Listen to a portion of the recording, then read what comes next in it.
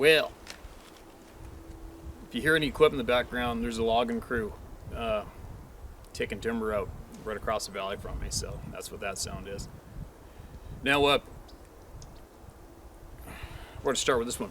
So, as a lot of you understand, I'm sharing information with you, shared with me, and whether many people will care to admit it or not, confidence and honesty and courage is very contagious, and many people do understand that. And usually, the people that don't want people to be brave and courageous and speak will do anything they can to shut those people up by belittling, humiliating, making examples of them on social media. Whatever is what it is. But I mean, as soon as you can see those traits clearly, then you can see those people how they stand out, very, very bright. Whatever. It's funny with the last couple topics we've been picking up on via emails being delivered back and forth amongst good trusted people. It's kind of funny when you touch on certain topics, you don't hear any reactions. There's nothing's going on, nothing abnormal happens, nobody freaks out. But it seems pretty consistent when the subject of the Patterson film clip comes up, people start freaking out. There's no way denying that one, right? And it's kind of funny, coincidentally, since I've been talking about this time of life, I will bet you in the last week alone I've received easily 100 emails and messages on social media just from people telling me to be careful, watch your back, they're going to come after you. Well, that's funny, because if all this is a lie and these beings actually didn't exist, why would that even be a potential reality, right? Because these things don't exist. The film clip was all full honest, no glitches, but be careful, they're coming after you. Whatever, bring it. But anyway, one thing though, what you all must understand is sharing these encounters and not even flinching in the face of these bully-ass bastards is obviously creating some courage and some fuel for people out there who know a lot more than we do, and they've been carrying some kind of dark secret with them for a long time, potentially, and they are realizing now is the time to let her rip and share it, which is great. And everything that's been going on here is actually paying off. It's working, okay? You know, there's some opportunists out there who they know very well that any attention is good attention when it comes to any topic, because they're possibly a promoter, just as Don King used to be with boxers, right? Go find somebody, some personality they can make the most buck off of, and start working and promoting that person, and cuddle them, coddle them, and take them around like they're your lap dog, right? And benefit off of that. Teach your own. I don't really give a crap. Do what you got to do. But what I'm getting at is truth and honesty, and cover-ups being uncovered, right? There's so many people. I wouldn't give a shit. I've never really given a shit about this topic for many, many years, as I sat back and watched everybody doing what they do and creating this industry that has been built around the Sasquatch topic, right? But but what I'm getting at, since I've been bringing a lot of these facts and these emails forward, and there is more coming. Like it or not, there is plenty more coming. It just takes a little time, right? I mean, snail mail takes weeks. I've had lots of friends of mine in the States mail me stuff, and it's taken frickin' ever, a couple weeks at a time. But there's definitely going to be more coming, if you're interested, for the curious. And have I encouraged anyone here to attack anybody individual, attack someone? No, I haven't. But there is definitely a promoter out there who is taking this opportunity to make it look like that and capitalize off it by gaining more attention through all of you. And it's worked, right? Whatever. You can't make yourself look more like you can't expose yourself more clearly as an opportunist than some of these people are currently right now. It's not even possible. Teach your own. I don't care. There's small fish to fry. Trust me. These aren't even the people we really need too much attention from. But anyway, listen to this. So as we go, what I'm getting at is, as we go, there are numerous people out there whose confidence is building up, their courage is building up. It's contagious, right? And they are starting to spill. The amount of emails and messages coming into my circle of people from various people about all sorts of stuff is incredible this last week. There's so many people starting to talk right now. It is, it's very, very interesting. Now on that note, listen to this one, okay? This is very, very interesting.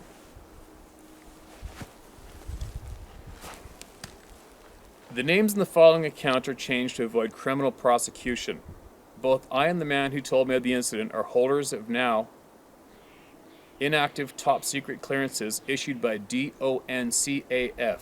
That's the Department of Navy Central Adjudication Facility. I don't know if the details of the incident are still classified. That is why I've changed the names. I apologize in advance for the cryptic nature of the story. However, I have known this man, I will call Jim, and served in combat with him for many years, and I have and will stake my life on his integrity.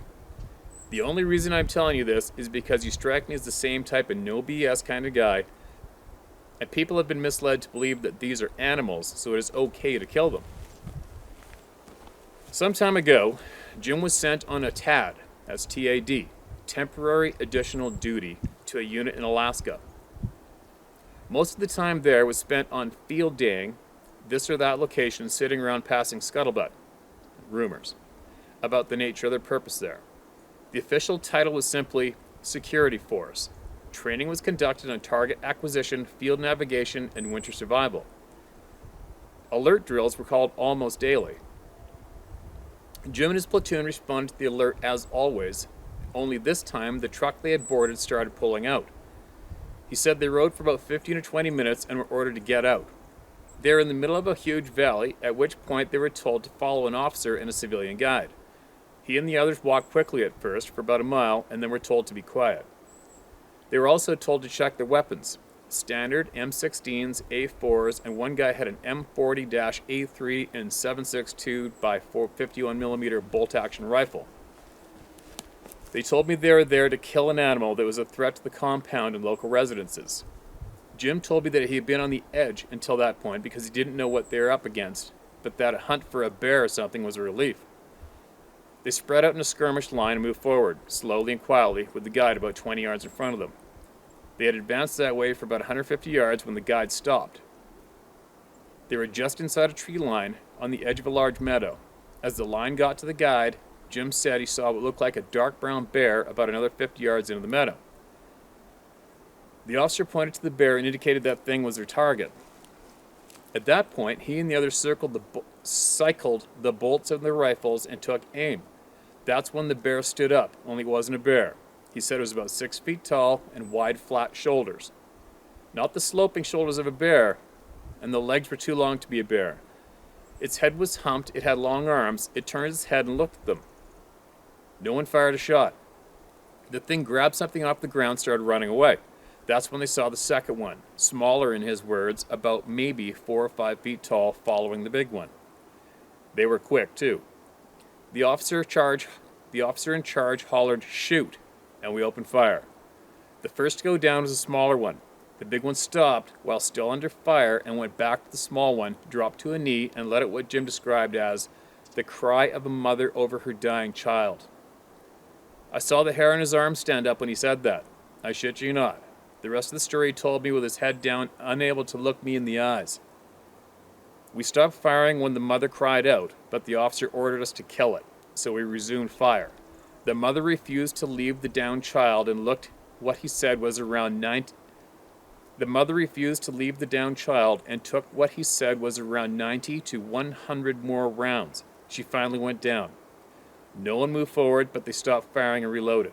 He said, we held our position for, I don't know, maybe 10 or so minutes. That's when the officer started to walk towards it. The guide told him to stay there, wait, and give it time to be sure it was dead. About an hour passed with no one talking. He said, we couldn't even look at each other. My gut was churning the whole time and I wanted to throw up. Finally, the guide and the officer walked towards the bodies and confirmed the kill.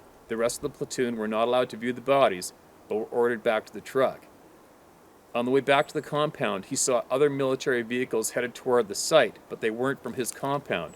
He said, "I don't know where they came from. I mean, we were the only military in the area."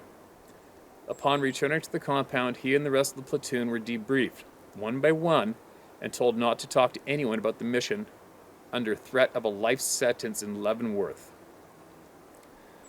Both Jim and I are retired now, and both our wives have passed, so we don't have much to lose. It took a couple of shots at Jack and some other war stories to get this one, but I swear every word is true. Jim don't lie, and neither do I, and I'll have words with any man who says this didn't happen. People need to know these are not animals. They are just as human as you or me. I don't know how they came to be, and I don't care. I just want people to know. I hope you can help make that happen. Feel free to email him if you want any more info. Jim won't talk to you. I try to talk him into it, but he refuses. To tell the truth, I think he's ashamed of what he and others did. He does agree, though, that people need to know. Thank you, Mike.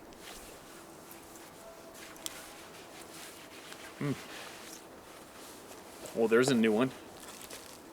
And, this guy wants me to contact him and talk to him about it. Now, so there was a bunch of these guys there with guns. They all shot at the same thing. That means, let's face it, every single human being out there has somebody they trust. Every single one of them. That's like I always tell friends when it comes to my personal hunting spots. I very, very, very rarely take anybody hunting with me because I know and have known for a long time that every single person has somebody they trust who they will say, "Okay, well, don't say anything, but guess what?" Or "Don't tell anybody, but this is where he took me hunting." And everybody has that person.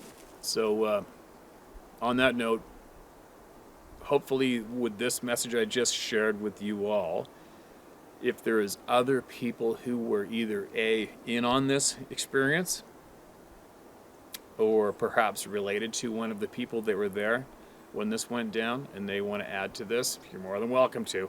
You can email it to sharemystory@howtohunt.com or tellmystory@howtohunt.com, and we will get the details out and shared. And we are as well going to prove to all of you that it is safe to. It's safe to share. It's safe to be honest and share facts with people, especially people that are going to share it for you, all right? And that's what we're about. So, here you go. There is another one. What do you make of this one? Well, I don't know, man. There's been enough people out there, enough emails, enough first-hand eyeballs that have basically confirmed that, yeah, there is people out there that know how to kill these things, without a doubt. And why do they keep killing them off? I don't know. I've had other people have mentioned to me that the government doesn't want anything to do with what they can't control. So why would world governments, not just North American, but why would world governments want to keep annihilating these beings, these particular beings? I don't know. I haven't a clue yet. I'm sure we're going to find out eventually, for sure, as long as we all keep talking and sharing, right?